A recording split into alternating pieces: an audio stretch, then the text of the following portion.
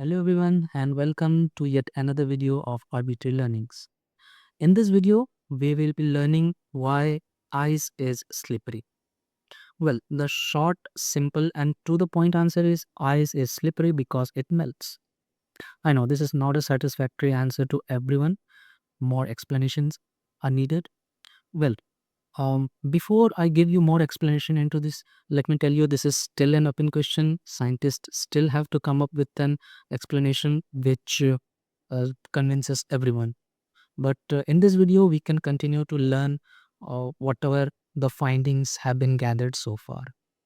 Okay, so let's start.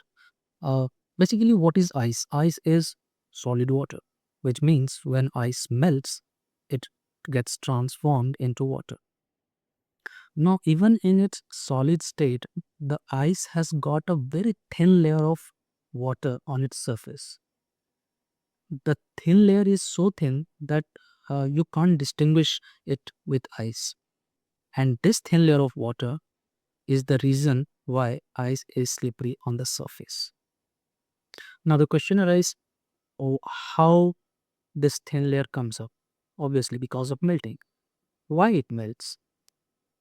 Um, the most important, the most common factor for ice to melt is temperature, as we all know. But consider a indoor ice skating facility where the temperature is continuously been monitored and regulated artificially. Here, the pressure and friction comes into picture. When on the surface of the ice, pressure is applied with some friction, this causes the surface of a ice to melt to again form a very thin layer of water, which causes the ice slippery nature of the ice. Now, another angle to it is like if pressure is one of the factor for the ice to melt, why the ice is not melting from within? Why it's melting from the surface? Because theoretically the pressure has to be maximum at the center of the ice, not the surface, right? This holds true for a huge iceberg also.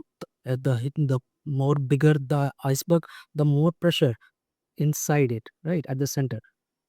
The reason is when water is frozen and ice is formed, the individual molecules within the ice, they grab each other via hydrogen bonds to form a crystalline structure. Okay, now the individual molecules inside the ice, they have molecules all around them to grab onto, right? But the molecules on the surface, comparatively, they have lesser molecules around them to grab them. They have molecules beneath them, not above them, right? So comparatively, they have lesser molecules to grab them as compared to, any molecules within the ice at the center of the ice. That is the reason this surface, which is having less stronger bond, makes them more disorganized, and that is why it is always melting from the surface and makes the surface slippery. I hope you are getting the basic idea about it. Uh, do post your comments and thoughts on it. And thank you for watching. And we'll be seeing you in yet another video of Arbitrary Learnings with some new topic. Thanks a lot.